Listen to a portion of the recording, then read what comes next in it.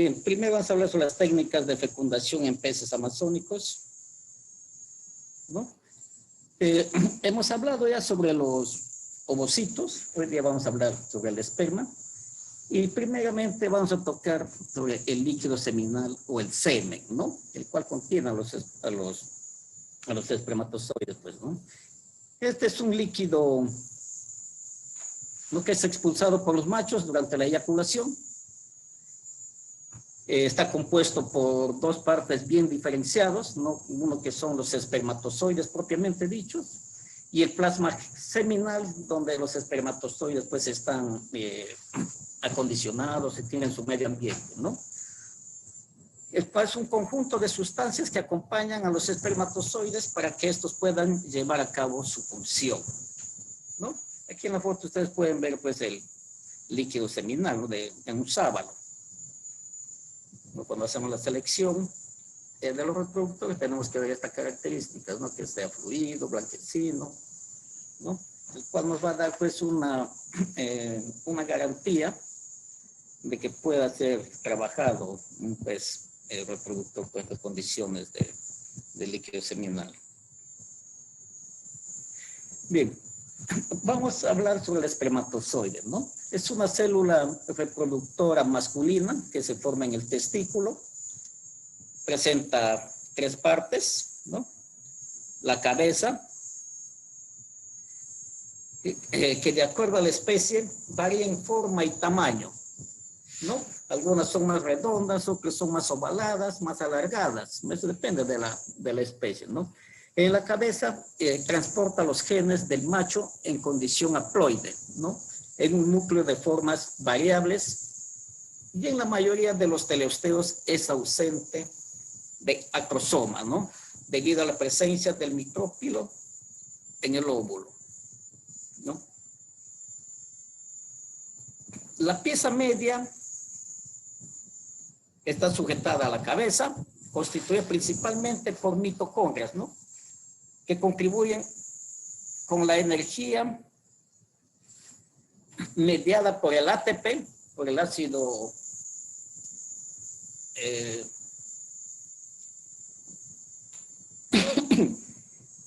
por el ATP, para el movimiento flagelar, ¿no?, por el adenosín trifosfato, para el movimiento flagelar, ¿no? Y el flagelo, que es la parte más larga, el cual es el aparato mótil para alcanzar y penetrar el óvulo por el canal micropilar, ¿no? Aquí hemos tocado varios puntos, por ejemplo, el acrosoma, ¿no? También el canal micropilar, que lo vamos a ver más adelantito, ¿no? Por ejemplo, aquí decimos lo que hablamos, no presentan el acrosoma. Aquí en la figura vemos, este es un espermatozoide de un ser humano, ¿no? Presenta aquí está el acrosoma, el cual para que penetre en el ovocito para que penetre el ovocito y fecunde, este acrosoma segrega enzimas para que debilite la membrana celular y pueda ingresar a fecundar, ¿no? En el caso de los peces, estos no presentan acrosoma, ¿no?, puesto por donde que ellos van a ingresar, en los ovocitos existe una micropuerta, ¿no?, cual le denominamos el micrópilo, ¿no? Por eso es que en los peces no presentan este acrosoma, ¿no? No tienen, los espermatozoides no tienen motilidad hasta que entre en contacto con el agua, ¿no? Al entrar en contacto con el agua, los espermatozoides recién se activan, ¿no? Y eso va a estar en concordancia con el pH, con el potencial osmótico del medio acuoso y el contenido iónico, ¿no? La motilidad en peces de agua dulce está puede durar entre 2 a 3 minutos, ¿no? La motilidad no es garantía absoluta de fertilidad, ¿no? ¿De qué sirve de que tenga buena motilidad si la cabeza no tiene la carga cromosómica, ¿no?, pues puede fecundar, ¿no? Por eso, pero las que la han perdido, ya no pueden fecundar. ¿Ya? ¿Por qué? Porque no van a poder entrar por el micrófilo ya cuando pierden la motilidad. ¿No? Bien, pero hay técnicas de manipulación hacia el semen y por ende sobre los espermatozoides, ¿no? Uno es aumentando el volumen, ¿no? El cual facilita la utilización cuando hay poco. O sea, cuando tenemos pocos semen, podemos aumentar el volumen del semen, ¿no? Para eso usamos diluyentes que no activen al esperma, ¿no? Y este esperma podemos guardarles y se usa el semen después ya, ¿no? Por ejemplo, nosotros cuando hacemos boquichico, ya nuestros boquichicos machos a veces ya han eyaculado, ya han botado todo el esperma. Algunos testículos nosotros guardamos dentro del pez mismo, no lo sacrificamos al pez, ¿no? Y lo guardamos. Vean ustedes si hay el líquido seminal ahí, y lo guardamos, ¿no? Nos puede alcanzar hasta una media hora, según lo que hemos venido observando, ¿no? Pero podemos usar también solución salina al 7%, ¿no? O sea, de cloruro de sodio, que activan ¿no? Activan ¿cómo se llama? Al espermatozoide y también prolongan su vida, ¿no? Dependiendo de la especie y el grado de maduración, los espermatozoides se encuentran entre 10 a las 6, más o menos 10 a las 9 espermatozoides por mililitro, ¿no? Eso nos quiere decir, pues, de que podemos poner desde 10.000 millones, desde 1.000 millones hasta 10.000 millones, ¿no? Por mililitro. ¿No? Eso dependiendo de la especie y el grado de maduración también de los espermatozoides. Otra forma de manipulación es haciendo la prolongación de la motilidad, ¿no? Esta motilidad se puede incrementar de 20 más o menos a 60 veces, ¿no? Mejorando la tasa de fertilización, ¿no? Es diferente esta manipulación para peces de agua dulce como para peces de agua salada, ¿no? Lo que a nosotros nos interesa, para peces de agua dulce se puede usar una solución carbamida, ¿no? El cual está constituido por un 3% de cloruro de sodio, más el 4% de urea, ¿no? Esto va a permitir, pues, de que aumente la motilidad, o sea, de 20 a 60 veces, ¿no? Y hay otras técnicas, pues, de manipulación, como es la preservación ya entrando a lo que es la criopreservación para guardar semen, utilizando sustancias que activen sustancias inhibidoras, de conservación, ¿no? Ya es otro tema, ¿no? Sería otra técnica de manipulación también ahí, ¿no? Pero básicamente estos dos es lo que mayormente se está usando en la reproducción artificial. Bien, ¿cuál es el ciclo del espermatozoide hasta que alcance la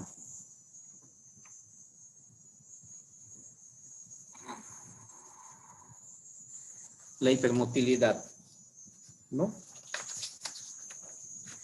Bien, como hemos dicho, la producción espermática, este paso de los espermatozoides.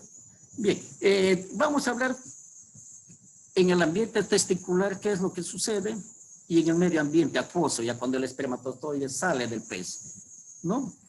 Bien, la producción espermática es el pasaje de espermatozoide a través del ducto espermático principal, ¿no? Donde que ellos se especializan, ¿no? El tema también se puede usar capacitación, ¿no? Ellos se especializan e inhiben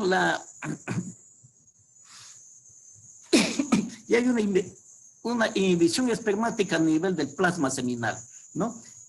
Esto debido a la proteína MR120.000, ¿no? Que es una glucoproteína el cual penetra en las células por difusión, ¿no?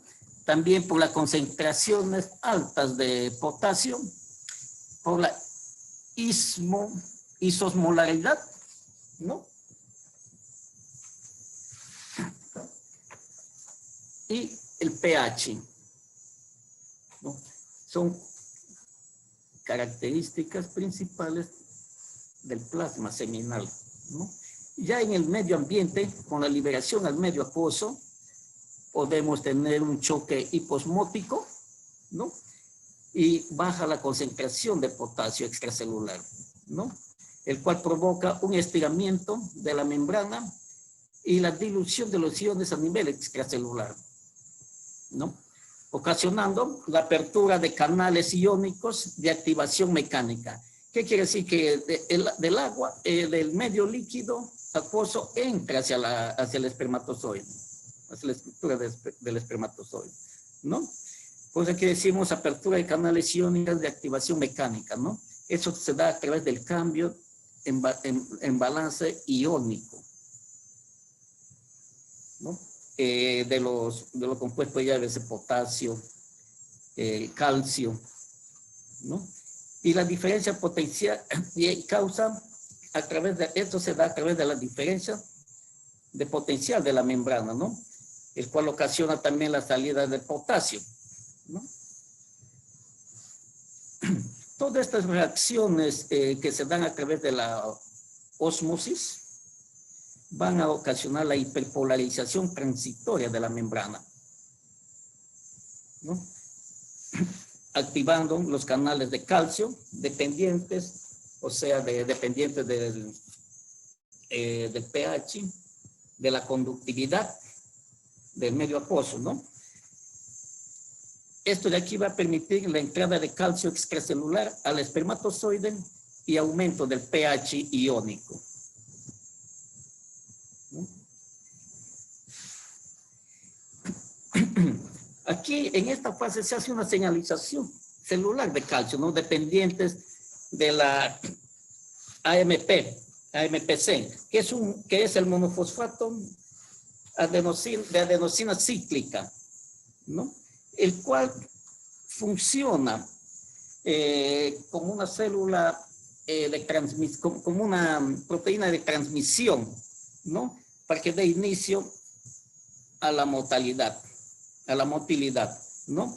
Y esto sumado a los otros factores de activación, se llega a la hipermotilidad, que ya está el espermatozoide en condiciones de hacer su recorrido y fecundar al óvulo. Es todo un sistema un poco complejo, pero aquí juega bastante lo que es la osmolaridad, ¿no? La cuestión osmótica del agua en función a la estructura del espermatozoide. Bien. Los espermatozoides de peces, según su modo de fertilización, se han clasificado en aquaespermatozoides, ¿no? Cuando la fecundación es externa, que es característico de la mayor cantidad de peces, ¿no? Como los cipriniformes, los caraciformes y los siluriformes, ¿no? Y en introespermatozoides, cuando la fecundación es interna, ¿no? Aquí están todos los peces vivíparos, ¿no? Como ustedes pueden ver, ya estamos viendo dos clases de fecundación, ¿no? Y esto también nosotros lo hemos llevado a la práctica en la producción inducida, ¿no? Hacer tanto la fecundación externa, ¿no? La fecundación externa, cuando el pez y la hembra y el macho botan los óvulos y el esperma en el tanque de tratamiento y solitos se fecundan, ¿no? Y solitos se fecundan, aquí también los hacemos en condiciones controladas. Bien. Una vez que el esperma ya está listo para salir en la reproducción inducida, pues esto lo logramos con la aplicación de las hormonas, ¿no? Para que sincronice con la con el desove, ¿no? Ahí es donde que nosotros hacemos la inseminación, ¿no? Como podemos ver, también es en seco, como el caso aquí en las bandejitas, y puede ser en húmedo, como los decía, ¿no? En los mismos tanques de tratamiento, ¿no? La inseminación no es más que la llegada del semen, bueno, redundando del macho, al óvulo de la hembra para fecundarlo, ¿no? Aquí ustedes pueden, la inseminación es añadir el semen, ¿no? Es el primer paso necesario para que se produzca la fecundación. Aquí todavía no estamos fecundando, ¿no? Aquí solamente estamos haciendo la inseminación.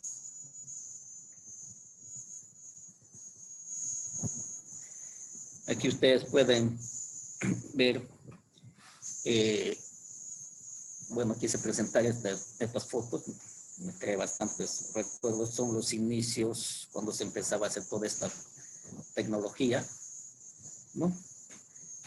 La inseminación de una gamitana, no hace muchos años, por los años 86 más o menos. Bien. ¿Cómo hacemos la fecundación o qué es la fecundación ahora? La fecundación es la fusión de los gametos masculino y femenino formando el cigoto, o sea, formando ya el huevo, el cigoto ya, ¿no? Es decir, el espermatozoide y el óvulo, de manera que se establece la dotación cromosómica normal, iniciándose el desarrollo embrionario, ¿no? Han escuchado ustedes de que cuando hablé del espermatozoide dije en una función haploide, ¿no? Sino aquí ya cuando se fecundan, ya se hacen diploides, ¿no? Un pez tiene un total de 24 cromosomas, ¿no? Al juntarse los cromosomas del macho con la hembra, ya tenemos 94 cromosomas en un pez, ¿no? Aquí ustedes pueden ver el esperma, cómo hacemos la fecundación ya en el laboratorio, ¿no? Aquí mezclamos el esperma con una plumita, una pluma puede ser con una espátula plástica, algo bastante suave que no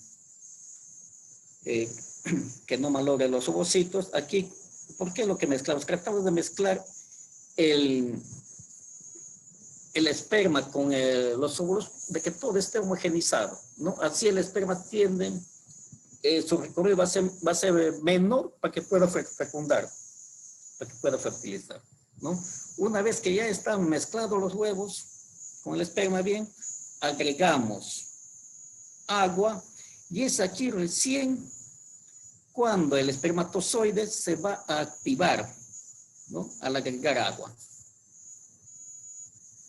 O una sustancia acuosa, hemos dicho que puede ser agua destilada, puede ser fluoruro de sodio, ¿no? Dependiendo de la estrategia, como hemos visto, mediante la manipulación que podemos hacer, ¿no? Pero normalmente se trabaja con agua del mismo tanque de tratamiento, puesto que como ustedes han visto, tanto el desove como la inseminación es en minutos, ¿no? Y se usa el agua mismo del estanque. ¿Por qué? Porque el cuerpo de los peces está acostumbrado a esa temperatura y los ovocitos no van a sufrir un cambio brusco de temperatura,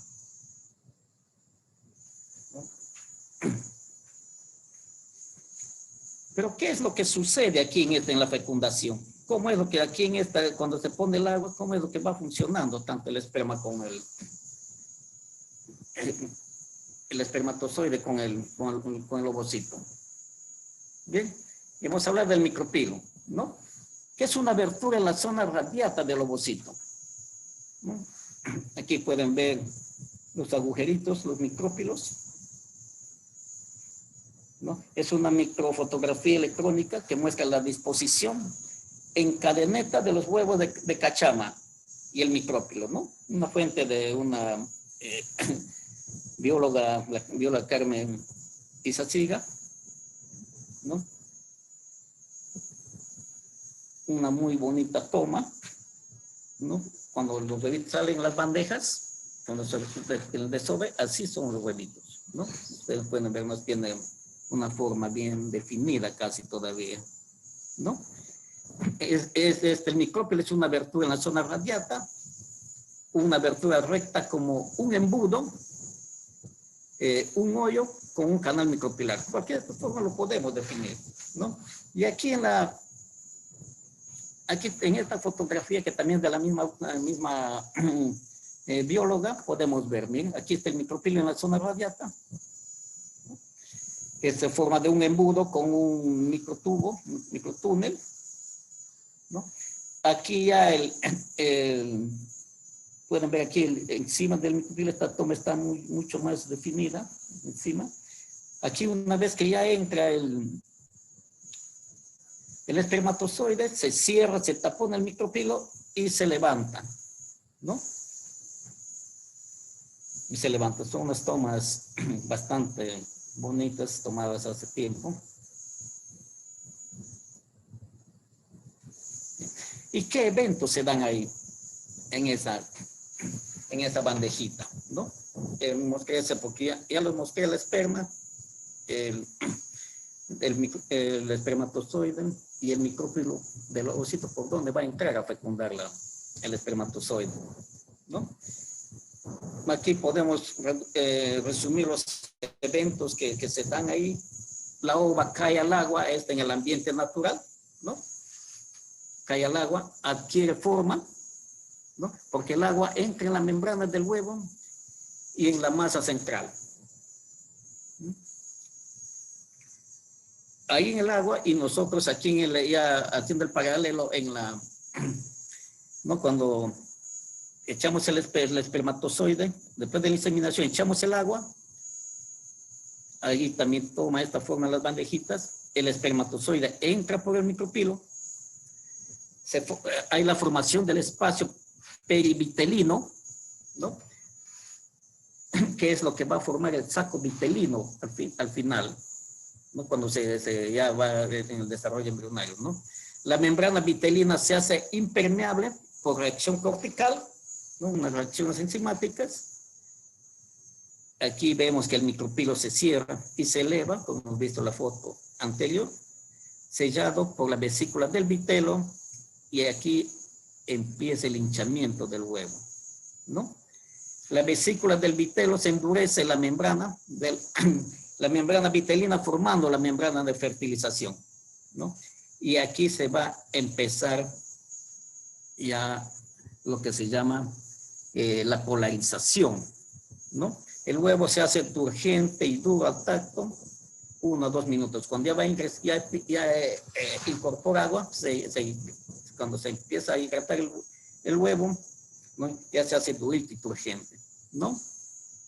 Y aquí podemos ver nosotros una imagen donde queda después que se han fecundado, se han unido los dos núcleos. Ustedes pueden ver aquí la migración cromosómica hacia el polo animal, ¿no? Este es el polo, se va a convertir en el polo animal y este va a ser el polo vegetativo, que a la larga se va a convertir en el saco vitelino, ¿no? Aquí este es un huevo ya fecundado, ¿no? Después de esto ya vienen las divisiones celulares, que lo vamos a ver de aquí a 2 clases cuando hablamos de desarrollo embrionario, ¿no? Cómo va sucediendo estas divisiones celulares, ¿no? En sus diferentes etapas. Bien, aquí la fecundación en el agua, como ya se hace en la reproducción artificial. A la 6ª hora después de la última dosis inductora, se hace la primera revisión de la hembra. El técnico palpa el abdomen y presiona levemente sobre la base de la papila para estimar si la ovulación se ha presentado. Algunas veces la experiencia de la persona logra estimar cuánto tardaría la ovulación si esta no se ha dado. Esta revisión se efectúa cada 15 minutos.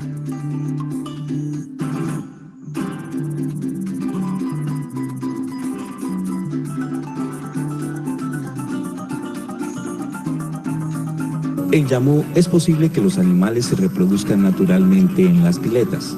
Para ello se deja una hembra y un macho sin revisión alguna y se estimulan aumentando el recambio de agua a una velocidad superficial de unos 30 metros por minuto a partir de la 5ª hora post-inducción. Lo demás es asunto de los animales. Ellos responden con casamientos.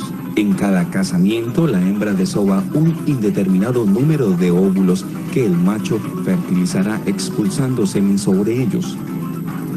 Pasada una hora de haberse producido el desove, los huevos se recogen en una trampa diseñada para este propósito. Luego son medidos en volumen para estimar la cantidad de huevos producidos. Cada litro puede contener hasta 150.000 huevos.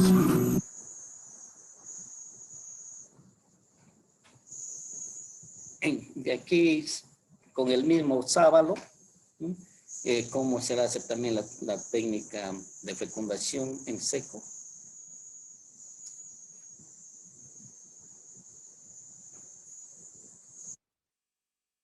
Una vez se presenta la ovulación, la hembra es capturada y tranquilizada. Se asegura suavemente. Se secan escrupulosamente todas las áreas cercanas a la región anal y se estruja lenta y firmemente hasta conseguir obtener todos los óvulos posibles. Una hembra de primer ciclo reproductivo entrega 110 gramos de óvulos en promedio. Luego del estrujamiento es devuelta a la pileta, donde se recupera en pocos minutos. Colectados los óvulos son pesados. Se cuenta el número de huevos en una muestra de 1 gramo. Para determinar el número de huevos del desove y así obtener el primer estimativo de productividad. Otra muestra de por lo menos 100 huevos es colocada en solución salina y llevada al laboratorio, donde se les mide el diámetro. Lo anterior para los cálculos que permiten conocer el desempeño de la hembra y registrar su historia. El número de óvulos en 1 gramo en Yamú oscila entre 1200 y 1450.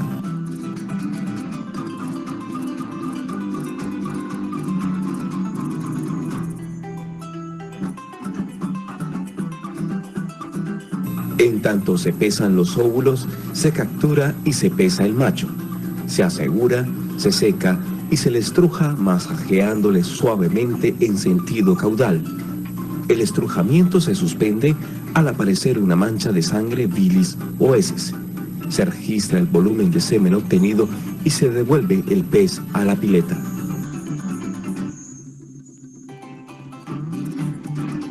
Una muestra de semen es llevada al laboratorio y allí es evaluada. Se valora principalmente la motilidad masal, 88% promedio, y tiempo de activación, que va de 25 segundos a 1 minuto. El semen de Yamú tiene en promedio 8.500 millones de espermatozoides en cada centímetro cúbico.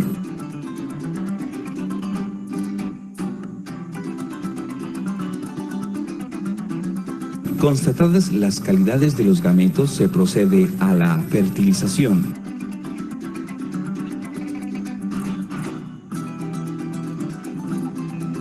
Se mezclan suavemente con una pluma óvulos y semen durante 2 minutos. Luego se les agrega agua en igual cantidad al volumen de óvulos y se sigue mezclando por 2 minutos más.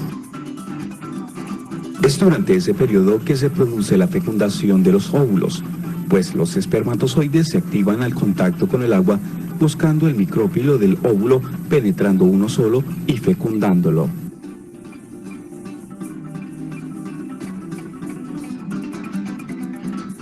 Se agrega agua de las incubadoras y se agitan muy suavemente por 5 minutos más, tiempo que se ha calculado requieren los huevos. Bien, en los videos hemos podido escuchar lo que hemos venido explicándoles, ¿no? en el caso del sábalo, y se dan las mismas cosas, se dan en las diferentes especies también, diferentes tipos de peces. Bien, algunas características macroscópicas del semen fresco del Paco, ¿no? De varios autores, de 3 autores, ¿no? En cuanto al volumen, Poma Cerrón en el 2014 registra 5.76, más o menos 1.66 mililitros por espécimen, ¿no? Con una viscosidad de 3.93 más o menos 10.11 en una escala de 0 al 14, ¿no? Y en cuanto al color, es un color blanco, ¿no? Navarro en el 2004 registra más volumen, ¿no? 13.4 más o menos 1.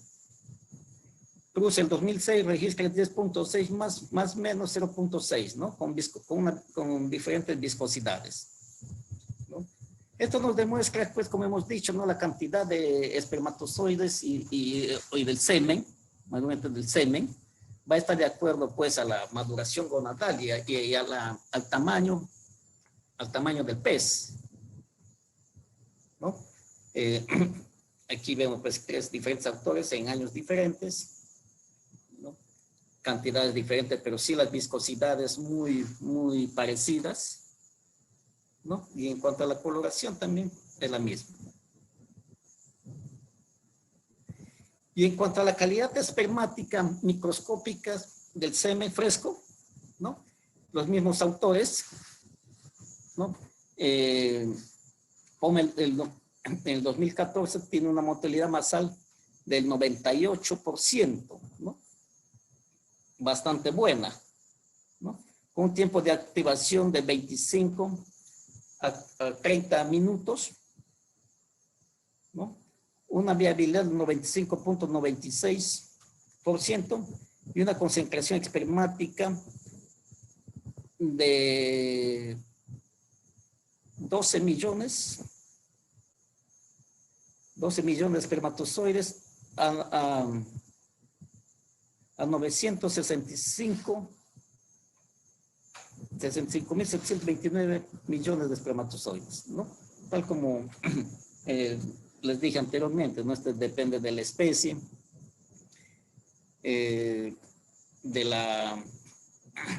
tamaño y de la maduración, ¿no? Aquí los diferentes autores muestran diferentes, en los años que han hecho las investigaciones, diferentes datos, ¿no? O sea, no hay un dato tan seguro de decir, mira, él tiene tanto, una gamitana, un Paco, tiene tantas, por decir, un número bien exacto, ¿no? Sino, eso depende de la edad, del tamaño, de la maduración, ¿no?